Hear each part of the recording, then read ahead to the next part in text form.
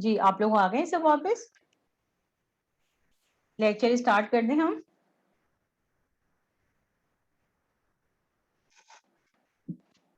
आप लोग ब्रेक से वापस आ गए? चलें सही है। अभी बस हमारा थोड़ा सा ही लेक्चर रह गया है। अभी हमने ये सर्वाइवल पीरियड ऑफ ऑर्गेनिज्म हमने अभी डिस्कस कर लिया है। अब आप देखें, आप लोगों ने इस पे काम करना है और बहुत ज्यादा मेक श्योर करनी है कि ये ऑर्गेनिज्म एनवायरनमेंट में कॉलोनाइज ना हो और टाइमली इनकी जो है क्लीनिंग, डिसइंफेक्शन और इन सब चीजों का ख्याल रखा जाए।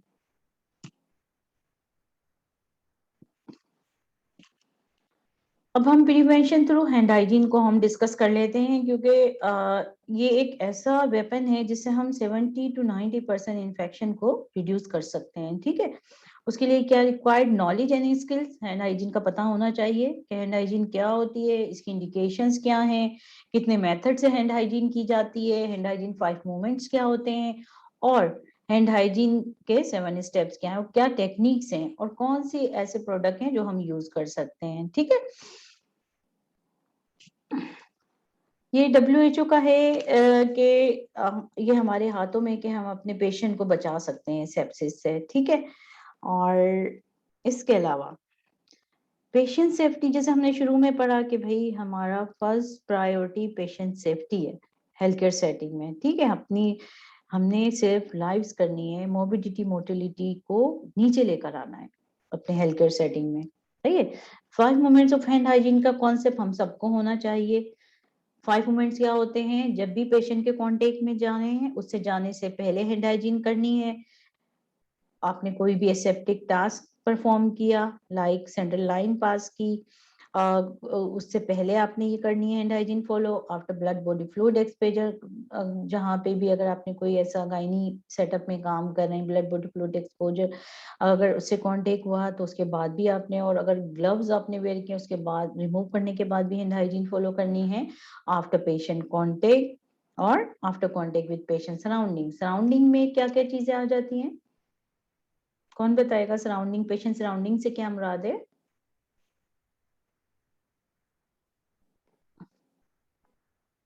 जी, पेशेंट सराउंडिंग में वो सारी चीजें आ जाती हैं जहाँ पे पेशेंट होता है, उसके सराउंडिंग में अगर उसकी जितनी भी चीजें उसके कांटेक्ट में, अगर कर्टन है पेशेंट के, पेशेंट की जितनी भी बिलोंगिंग्स हैं, like patient bedside table, patient cardiac table, patient IV stand, patient curtain, हर कुछ। ठीक है, 5 मोमेंट कॉन्सेप्ट क्लियर है? Before patient contact, after patient contact, after blood body fluid exposure, after contact with patient surrounding और after patient contact. ठीक, good. Junaira, बिल्कुल। IV stand, stands, जितनी भी पेशेंट की बिलोंगिंग्स हैं वो सारे पेशेंट सराउंडिंग्स में काउंट होते हैं। ये 5 movement of hand hygiene WHO का पूरा एक बहुत अच्छा सा वो है, आप इसको याद रखें, अपने डिपार्टमेंट में भी लगा लें, मोटिवेशन भी लोगों को और इसकी अवेयरनेस भी हो। ठीक है, 5 मूवमेंट हैंड हाइजीन सबके टिप्स पे होना चाहिए। इसके अलावा एक वीडियो है, इसकी 1-2 मिनट की है, वो हम आपको दिखा देते हैं कि किस तरह से फॉलो करना।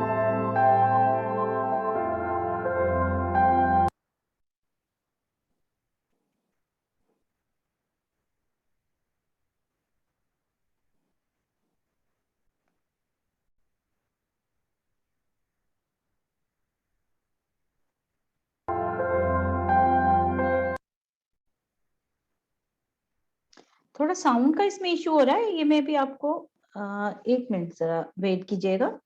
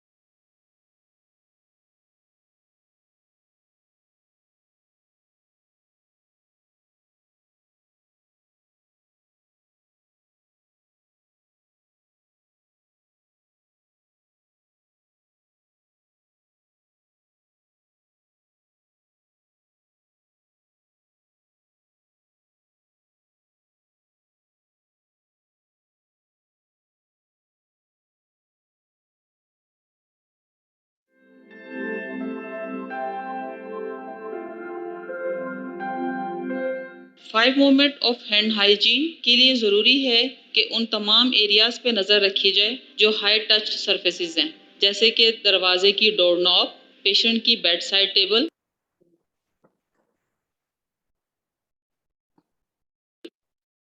पेशेंट का बेड या उसकी सराउंडिंग में रखी हुई चीज़ें, पेशेंट की खुद अपनी बॉडी, पेशेंट पे लगी हुई लाइंस, चाहे वो कैनुला हो, पिक लाइन हो या फोलिस कैथेटर, इन तमाम चीज़ों को कांटेक्ट में आने से पहले हैंड रब करना ज़रूरी है। 5 मोमेंट ऑफ हैंड हाइजीन में आप पेशेंट्स एरिया में एंटर होने से पहले, यानी दरवाज़ा खोल के अंदर दाखिल होने से पहले या पेशेंट का पर्दा हटाने से पहले आप हैंड रब करेंगे। पेशेंट्स एरिया में एंटर होने के बाद किसी भी सर्फेसेस को टच करने के बाद आप हैंड रब करेंगे। पेशेंट की लाइन या कोई भी एसेप्टिक प्रोसीजर करने से पहले आप हैंड वॉश या हैंड रब करेंगे। पेशेंट के ब्लड एंड बॉडी फ्लूइड के कांटेक्ट में आने के बाद हैंड वॉश करेंगे। और जब आप पेशेंट का पूरा काम करके रूम से बाहर निकलने लगेंगे या पेशेंट्स एरिया से बाहर निकलने लगेंगे तो आप अपना हैंड रब करेंगे। तो ये 5 मोमेंट ऑफ हैंड हाइजीन बहुत ज़रूरी हैं। इसमें से अगर एक भी पॉइंट कहीं पे मिस होता है तो हैंड हाइजीन का पूरा प्रोसेस ज़ीरो हो जाता है।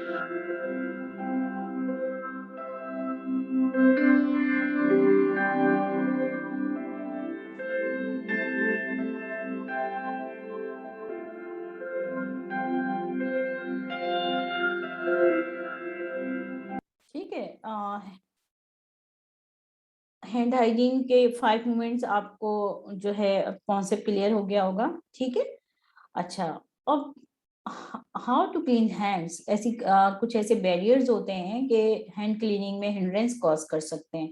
तो कोशिश करनी चाहिए remove all wrist and hand jewellery, जिसमें आपके बैंगल्स हैं, ठीक है, और ब्रेसलेट्स हैं, रिंग्स हैं, ये सारे के सारे जो है आपने रिमूव करने हैं।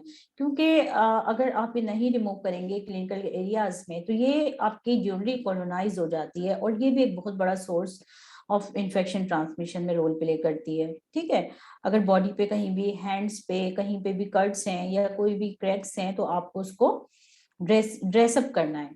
ठीक है, कोशिश करें फिंगर नेल शॉर्ट हो आपके और उस पर कोई नेल पॉलिश और ये सब चीज़ों से अवॉइड करें। क्लीन होने चाहिए और 1/4 तक कट होने चाहिए आपके फिंगर नेल्स, क्योंकि एमआरए से है, आपके डिफरेंट टाइप के फंगल इन्फेक्शन है, तो ये भी एक बहुत बड़ा जो है सोर्स बन जाते हैं नेल्स, और यहाँ पे अंडर नेल्स जो है आपके ऑर्गेनिज्म की ग्रोथ हो सकती है। तो इसलिए जब भी हेल्थ केयर एरिया में आप काम करने जा रहे हैं, आपके नेल जो है फिंगर नेल्स शॉर्ट होने चाहिए, क्लीन होने चाहिए और फ्री फ्रॉम नेल पॉलिश।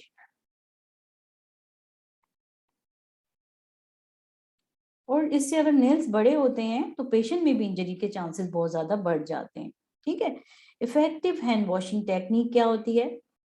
अपने हाथों को पानी से अच्छी तरह टैप वाटर से, क्लीन टैप वाटर से आप अच्छी तरह से आप वेट कर लें। Apply soap, anti microbial preparation.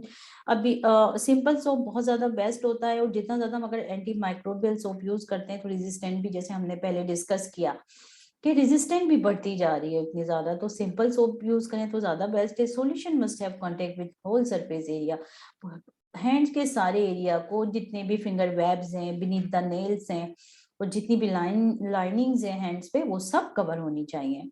Vigorously rubbing of hand for 10 to 15 second तक आपने अच्छे तरह से रगड़ रगड़ के फ्रिक्शन के साथ अपने हैंड्स को क्लीन करना है, और वो पूरे 7 स्टेप्स किस तरह फॉलो करने हैं उसके लिए अभी हम आपको आगे भी पूरी एक वीडियो है, उसमें हम आपको दिखाते हैं किस तरह से जो है वो हैंड क्लीनिंग करनी है। Specially tips of finger, thumbs, area between fingers, completely अच्छे तरीके से सारे एरिया को आपने वॉश करना है, और उसके बाद हैंड वॉशिंग के बाद हैंड्स को ड्राई करना बहुत जरूरी है।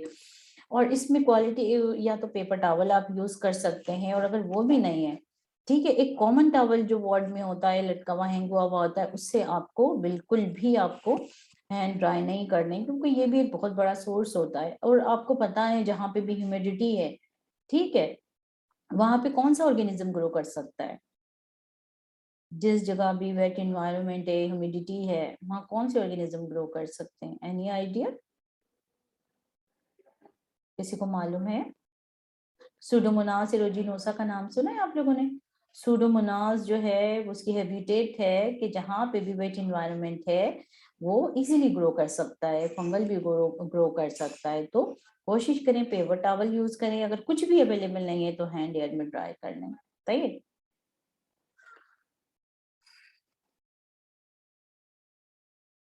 और अगर अल्कोहल बेस्ड हैंड रब यूज कर रहे हैं तो उसमें स्टेप्स आपके सेम होंगे, ठीक है। और ये इसमें आपको जो है हैंड खुद ब खुद आपके, जब आपके 7 स्टेप पूरे होंगे तो हैंड आपके अच्छी तरह से ड्राई हो चुके होंगे, इसमें आपको पेपर टॉवल की जरूरत नहीं है। अब ये एक और वीडियो है कि आपको 7 स्टेप्स कैसे फॉलो करने, ये हम आप लोग, ये आपको सबको याद होने चाहिए, आना भी चाहिए, आपने खुद भी करने हैं और अपने कोलीग्स को भी सिखाना है, ठीक है।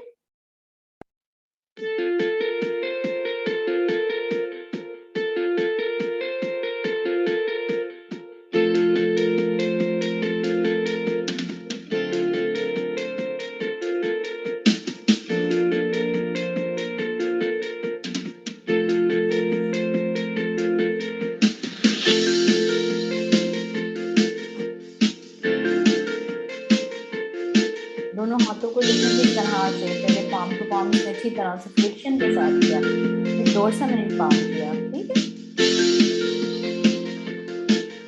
जो प्रैक्टिसेस हम एक हैंड पे कर रहे हैं वो दूसरे हैंड के साथ भी रिपीट करनी है, सही है। इंटरनेस बिटवीन द फिंगर, क्योंकि यहाँ पे बहुत ज्यादा कनेक्शन हो जाती है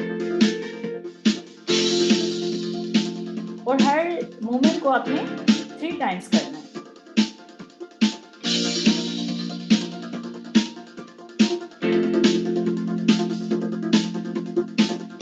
ये आपने सबने प्रैक्टिस करनी है अपने अपने एरियाज में, सही है। और ये इसमें कितना टाइम लगता है, अगर टॉप एंड वाटर से कर रहे हैं तो 1 मिनट, एंड अगर अल्कोहल बेस से एंड अप कर रहे हैं तो 15 से 20 सेकेंड।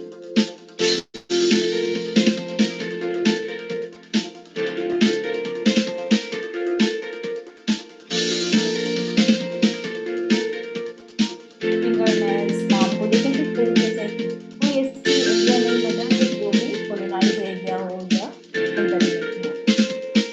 सर्कुलर मोशन में करना है, इसी तरीके से क्लीन हो जाए।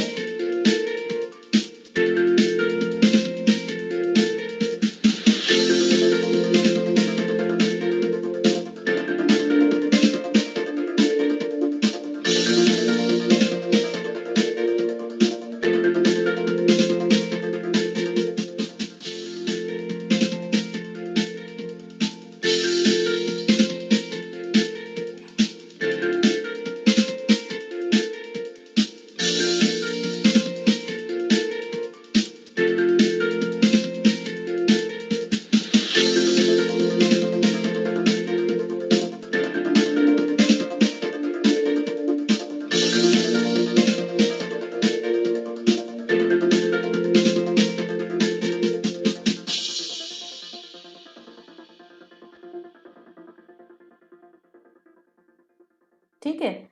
तो आप ये कोशिश करें कि जो भी आपके टैप हैं वो या तो एल्बो ऑपरेटेड होने चाहिए या फिर फुट ऑपरेटेड होनी चाहिए। डायरेक्ट कंटेमिनेटेड हैंड से जो है वो जाके आपने उसको नहीं टच करना, या फिर अगर कोई भी इस तरह की फैसिलिटी नहीं है तो फिर आप टिश्यू भी हैंड्स में ले सकते हैं उसको ओपन करने के लिए, ठीक है।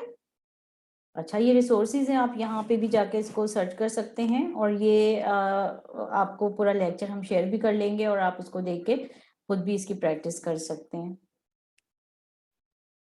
पर्सनल प्रोटेक्टिव इक्विपमेंट, अब तो सब जान गए होंगे कि पीपीई पर्सनल प्रोटेक्टिव इक्विपमेंट क्या होते हैं, सही। ग्लव्स हैं, एप्रन है, gown, eye protection, goggles, face mask, जो कि हेल्थ केयर वर्कर यूज करता है अपनी सेफ्टी के लिए बिफोर पेशेंट कांटेक्ट। जब भी पेशेंट कांटेक्ट में जा रहा है उससे पहले अपनी सेफ्टी के लिए ये चीजें यूज की जाती हैं, या फिर ब्लड एंड बॉडी फ्लूइड से प्रिवेंशन के लिए, या जहां पे भी स्प्लैश का खतरा हो, म्यूकोजल मेम्ब्रेन पे स्प्लैश का खतरा हो, तो ये चीजें यूज की जाती हैं, सही है। और कोविड ने तो अब सबको सिखा दिया है कि पर्सनल प्रोटेक्टिव इक्विपमेंट क्या होते हैं और इम्पोर्टेंस इसकी बता दी है हेल्थ केयर में, किस तरह से इसको किया जा सकता है, ठीक है।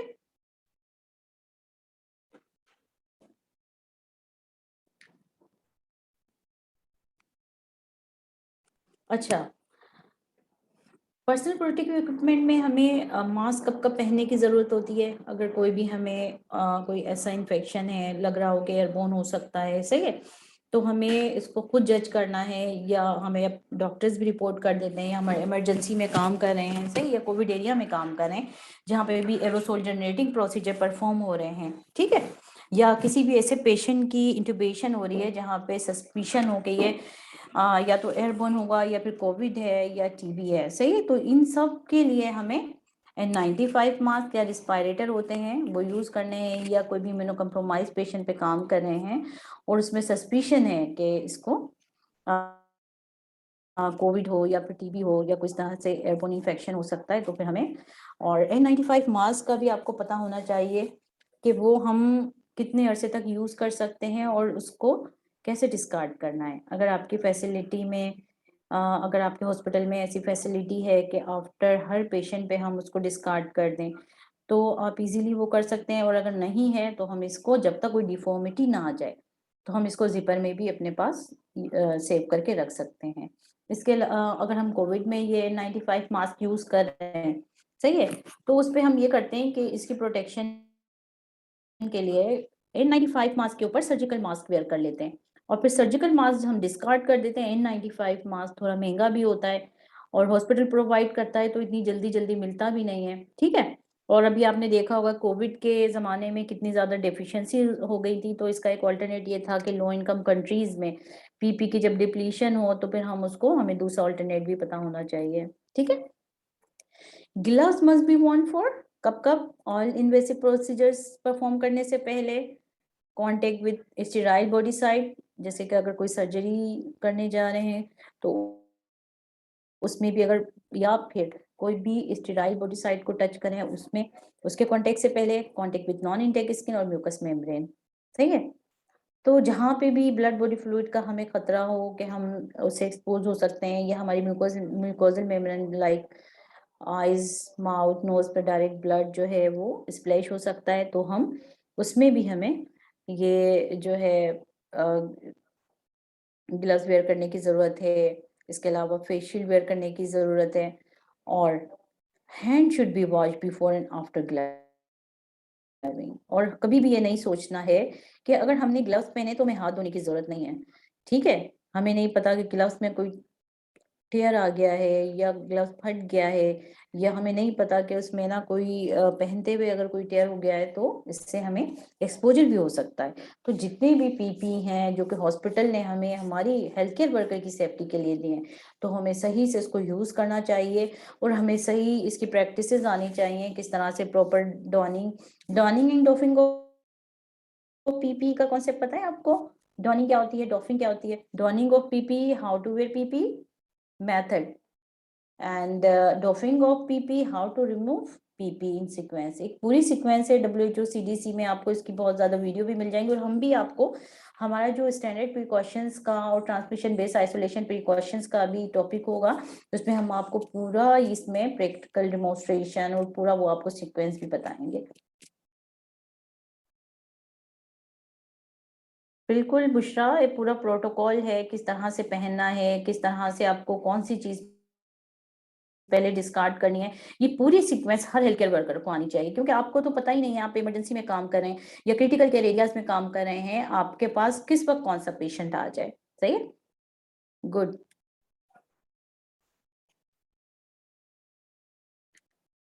Safe use and disposal of sharp, ये भी बहुत इंपॉर्टेंट चीज है।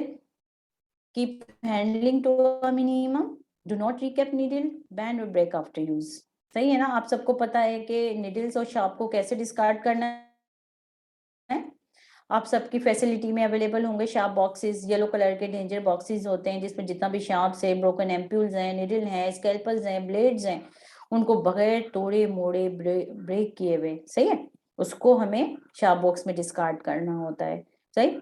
और इसमें ये भी हेल्थ केयर वर्कर सेफ्टी के लिए हॉस्पिटल प्रोवाइड करता है, तो इसमें बिला वजह निडल कट करने की जरूरत नहीं है। आपको पता है अगर हम निडल कट करके डालेंगे, तो जब हम निडल कटर से निडल कट कर रहे होते हैं, ये बहुत ही ओल्ड कॉन्सेप्ट है, लेकिन हम इसको अब बिल्कुल बैन कर दिया गया है। जब हम निडल कट कर रहे होते हैं तो उसके सराउंडिंग में बिल्कुल बारीक बारीक से एरोसोल जनरेट होते हैं, तो वो भी एक बहुत बड़ा सोर्स होता है। और अभी आपने पढ़ा था कि ऑर्गेनिज्म, कितने डिफरेंट टाइप्स के ऑर्गेनिज्म सालों महीनों तक जिंदा रहते हैं, सही है। तो बगैर उसको कट किए हुए हम एज इट इज उसको शार्प बॉक्स में डिस्कार्ड करेंगे और कोशिश करेंगे कि ये ओवरफिल ना हो। 1/3 जब फिल हो जाए तो उसका लिड बंद करके इसको कहाँ भेजना होता है, कहाँ भेजना होता है शार्प बिन को, जितना भी ये इन्फेक्शियस वेस्ट है, जितनी भी नीडल्स और इसमें है हैजार्डस वेस्ट होता है, ये इसको हम कहाँ, इसको सिटी डिस्ट्रिक्ट गवर्नमेंट भेजते हैं। इसको क्या करते हैं, कहीं डंप कर देते हैं या क्या करते हैं। नीडल, ब्लेड्स, स्कैल्पल्स, जो बड़े बड़े शार्प बॉक्सेस होते हैं। सो तो नहीं है आप लोग, नींद तो नहीं आ रही है, तो ये आंसर नहीं आ रहा। इंसेनिरेशन, एक्सीलेंट, बिल्कुल। इंसेनिरेशन, अगर आप इंसेनिरेट नहीं करेंगे और ये इन्फेक्शियस वेस्ट आप ऐसे ही खुला इधर उधर डाल देंगे तो क्या हो सकता है, इससे कौन से इन्फेक्शन हो सकते हैं। ब्लड बॉर्न पैथोजन कौन कौन से होते हैं, ब्लड बॉर्न पैथोजन की ट्रांसमिशन हो सकती है। कौन कौन से ब्लड बॉर्न पैथोजन है, कौन बताएगा। गुड, एक्सीलेंट, HIV जरूर, ठीक है। और इसके अलावा hepatitis B and C, exactly. अभी कुछ सालों पहले एक इंसिडेंस हुआ था कि हेपेटाइटिस बी की वैक्सीनेशन होने के बावजूद हेपेटाइटिस बी का इंसिडेंस जो है वो रिपोर्ट हुआ 60%।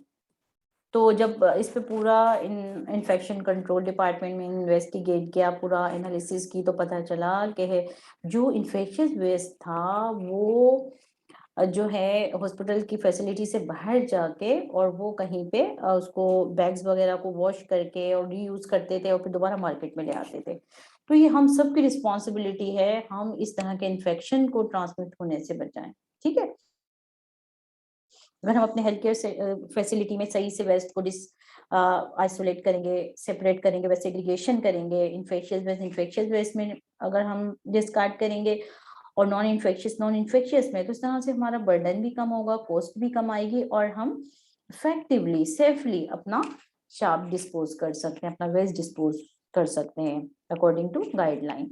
तो ये भी नहीं करना कि don't leave a sharp bin in reach of children, बच्चों को नहीं पता होता कि इसमें क्या वो है, तो आप उससे भी थोड़ा, जब भी आपके एरिया में हो तो कोशिश करें कि आप उसको थोड़ा फर्श से ऊपर वाले उस पे कोई आप उसमें रैक लगा दें या उसमें थोड़ा ऊपर साइड पर होना चाहिए। देखें, हम most of the health care worker जो होते हैं वैक्सीनेटेड नहीं होते हैं। मुझे हर नर्स वैक्सीनेटेड है, लेकिन हाउसकीपिंग के स्टाफ है उनको पता भी नहीं होता, किसी ने कराई होती है किसी ने नहीं कराई होती, ठीक है ना। तो रिस्क तो है हर जगह, सही है। अब जैसे नर्सिस की अवेयरनेस है, जिस जिस तरह अवेयरनेस होती जाती है वैक्सीनेटेड होते जाते हैं, लेकिन जो वैक्सीनेटेड नहीं है, जो एंटीबॉडी टाइटर उनके कम है, तो उनको रिस्क होता है, सही।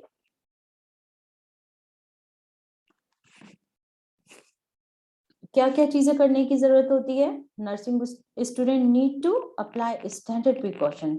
न्यू स्टूडेंट्स आते हैं, उनको इतना कॉन्सेप्ट नहीं होता, थ्योरी पढ़ के आते हैं, क्लिनिकल साइड में इतनी अवेयरनेस नहीं होती, तो हमें स्ट्रिक्टली एम्फेसाइज करना है स्टैंडर्ड प्रिकॉशन के लिए, उनको बताना है, सेशन लेने हैं, उनको क्लिनिकल साइड पे टीच करना है, क्योंकि ये स्टूडेंट भी एक बहुत बड़ा रोल प्ले करते हैं इन्फेक्शन ट्रांसमिशन में, सही है।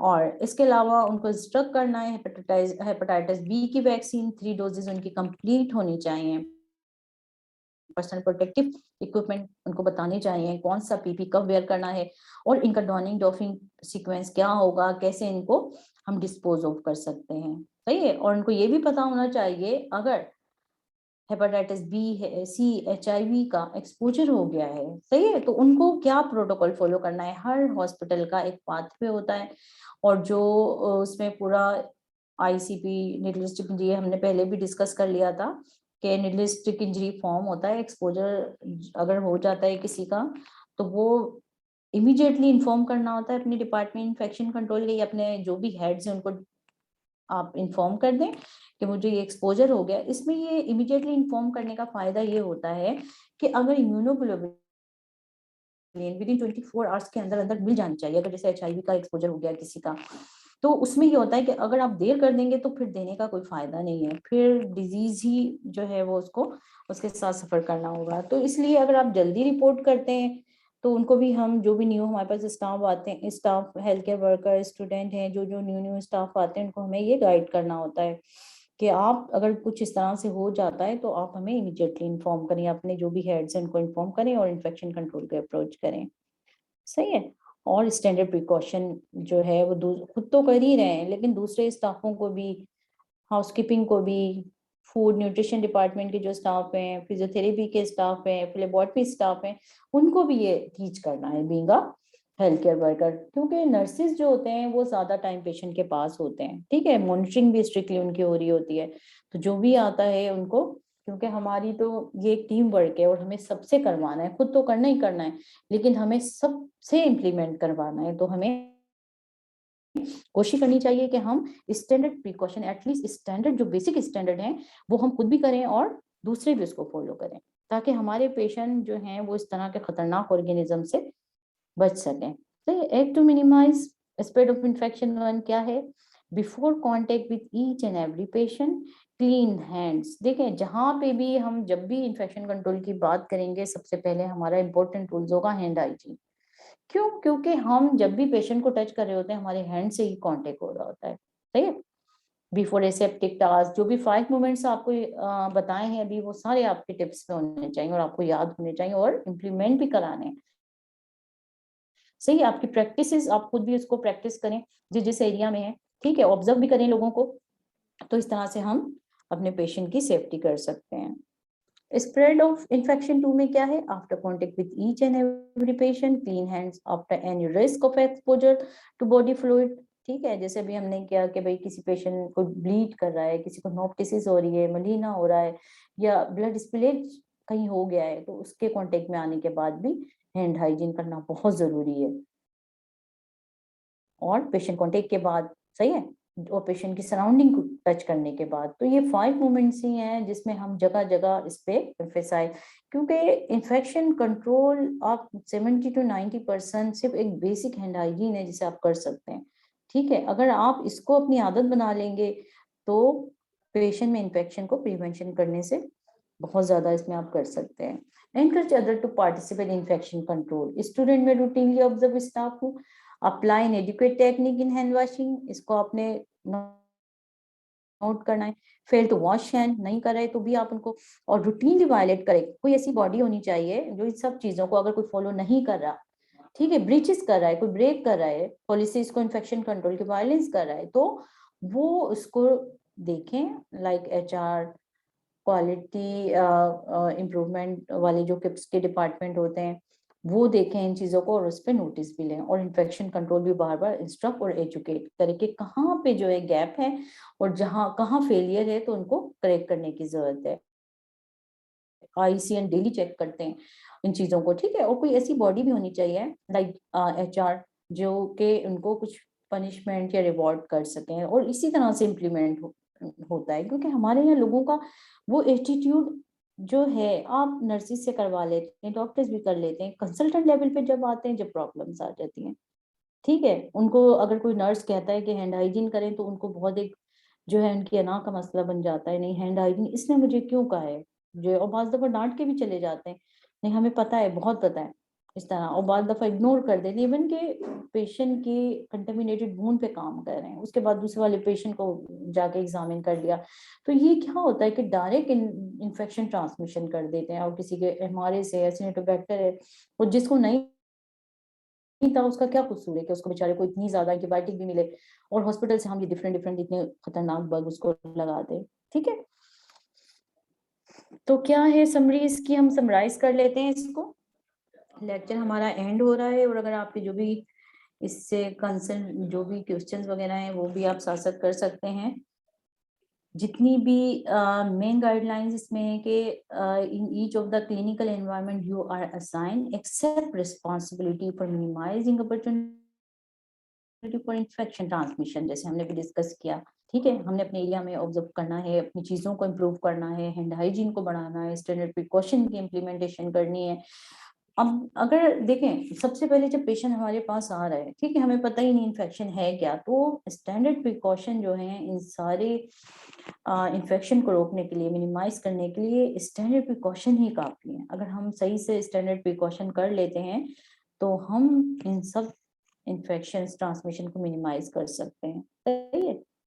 अगर स्टाफ को ये वाली बात भी बतानी है कि let staff know if supply are inadequate or depleted, अगर कहीं पे इस तरह की शॉर्टेज हो रही है, अल्कोहल बेस्ड हैंड रब नहीं है या पीपी की डिप्लीशन है, नहीं है चीजें, तो वो रिपोर्ट करें, इन्फेक्शन कंट्रोल डिपार्टमेंट को बताएं। ये नहीं कि ऐसे ही बैठ जाए, नहीं हम नहीं कर रहे होंगी तो आ जाएगा, ये एटीट्यूड नहीं होना चाहिए, इग्नोरेंस बिहेवियर नहीं होना चाहिए। अगर आपके एरिया में कोई चीज की डेफिशिएंसी है तो आप अपने हेड्स को, हेल्थ अथॉरिटी को, आईसीएस को अपने आप रिपोर्ट करें कि ये चीजें नहीं मिले, क्योंकि इसका अल्टीमेटली इम्पैक्ट किस पर होता है, हॉस्पिटल में इन्फेक्शन रेट बढ़ जाता है, पेशेंट की मॉर्बिडिटी मोर्टिलिटी इंक्रीज हो जाती है। तो अगर आप इतनी सी एफर्ट कर लेंगे, किसी चीज की आपके पास डेफिशिएंसी है, नहीं मिल रहा है, रिपोर्ट कर देंगे, तो उसमें मरीजों का फायदा होगा।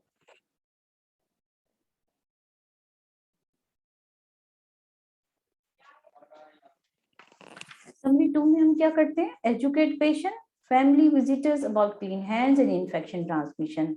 हेल्थ केयर वर्कर को हमने कर लिया, new intern, student, doctor, nurses, housekeeping, लेकिन family patient, family members, visitors, ये भी बहुत ज्यादा इनका एक कंट्रीब्यूशन होती है इन्फेक्शन ट्रांसमिशन में, तो इनको भी एजुकेट करना है। जैसे इम्यूनो कॉम्प्रोमाइज पेशेंट हैं, उनके साथ भी जो है ये बहुत बड़ा मसला होता है कि विजिटर से भी इन्फेक्शन लग जाते हैं, तो उनको भी हैंड हाइजीन का बताना है, किस तरह हैंड हाइजीन करनी है, डिफरेंट सरफेसेस को टच ना करें, अपने ही पेशेंट्स के पास रहें, दूसरे मरीजों के पास ना जाएं। ठीक है, ये हमें हम सबको अपने अपने एरिया में अपने अपने पेशेंट पे ये सब चीजें करने की जरूरत है। Ensure patient on precaution have same standard of care as others।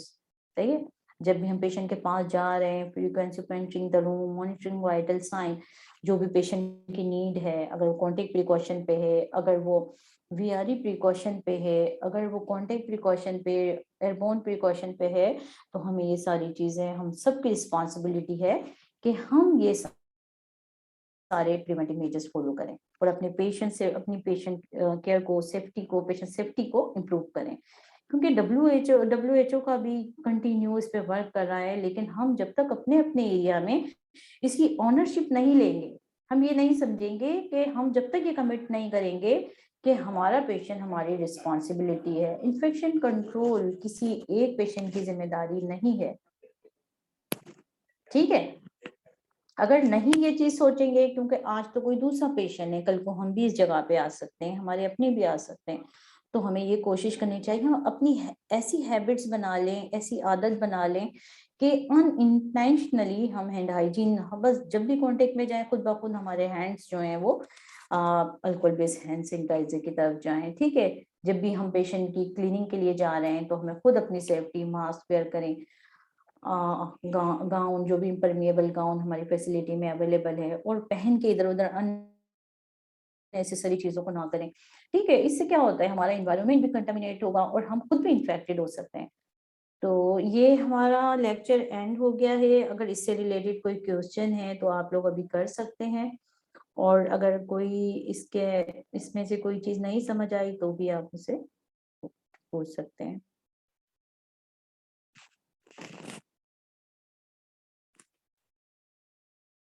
ये रेफरेंसेस हैं प्रेजेंटेशन के। जी क्लियर था नूरी? ठीक है, बहुत इजी चीजें थी, बेसिक स्टैंडर्ड्स थे जो कि हम फॉलो करते हैं, तो इसमें कोई ऐसी चीजें नहीं थी जो बहुत मुश्किल हो।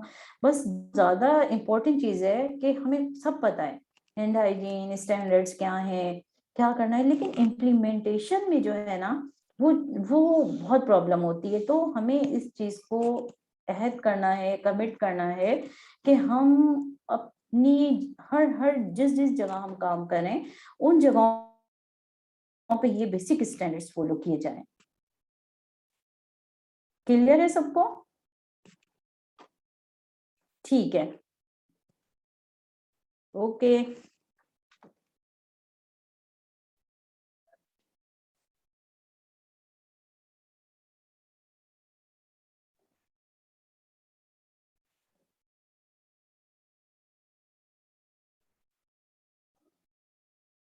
जी ये किसने क्या सवाल है, स्टेफ वॉरियर्स पॉजिटिव आ रहा है वूंड कल्चर, बिल्कुल। अगर किसी के वूंड में स्टेप फॉरियस आ रहा है तो ऑब्वियसली वो कॉन्टेक्ट प्रिकॉशन पे उस पर कॉन्टेक्ट प्रिकॉशन फॉलो करना होंगी, और वूंड के लिए एसेप्टिक मेजर्स को फॉलो करना पड़ेगा हमें, ठीक है। तो ये भी हमारा एक है पूरा के कॉन्टेक्ट प्रिकॉशंस क्या होती है, ट्रांसमिशन बेस्ड आइसोलेशन प्रिकॉशन में क्या क्या स्टेप्स हैं वो हम आपको सारा बताएंगे, और वूंड कल्चर की क्लीनिंग एंड डिसइंफेक्शन का पूरा मेथड, कि उसको जब भी आप कंटेमिनेटेड वूंड के कांटेक्ट में जा रहे हैं, कहीं भी एमआरए से भी आ रही है वूंड में, तो आप सबसे पहले क्या करेंगे, जो भी वुंड ड्रेसिंग अगर आप कर रहे हैं तो ड्रेसिंग को पहले आप जो है लेटेक्स ग्लव्स वेयर करके ड्रेसिंग रिमूव करेंगे, ठीक है। फिर उसके बाद आप ग्लव्स चेंज करेंगे, हैंड हाइजीन करके ग्लव्स चेंज करेंगे, और फिर आप जो है उसको वूंड को वॉश करेंगे, और आपके जिस सॉल्यूशन से आप वॉश करें वो भी आपके सॉल्यूशन क्लीन होना चाहिए। ना हो कि आपको पता है ना सूडोमोनास असिनेटोबैक्टर ये हर उसमें ग्रो कर जाते हैं, सॉल्यूशन इरिगेटिंग सॉल्यूशन में, आईवी इन्फ्यूजन में भी ग्रो कर जाते हैं। तो आपका ये भी मेक श्योर करना है कि जो आप वूंड ड्रेसिंग वूंड वॉशिंग के लिए जो चीजें यूज कर रही हैं तो उसमें वो सॉल्यूशन भी क्लीन होने चाहिए, सही है। फिर उसको वूंड को कवर कर दें अच्छी तरीके से, वूंड ड्रेसिंग का ख्याल रखना है, यूजिंग हो रही है या सोक ड्रेसिंग हो रही है तो उसको टाइमली चेंज करना है, हैंड वॉशिंग करनी है बाद में। इस पे भी हमारा एक बहुत बड़ा लेक्चर है, उसके ऊपर वूंड किस तरह से वूंड की ड्रेसिंग करनी है सेप्टिक मेजर से, वो सारा हम आपके साथ नेक्स्ट लेक्चर में करेंगे। आज कुछ ज्यादा हो जाएगा अगर तो फिर ये कि नेक्स्ट लेक्चर में हम इसको कवर कर लेंगे, ठीक है। और किसी का कोई क्वेश्चन है? ओके, अल्लाह हाफिज।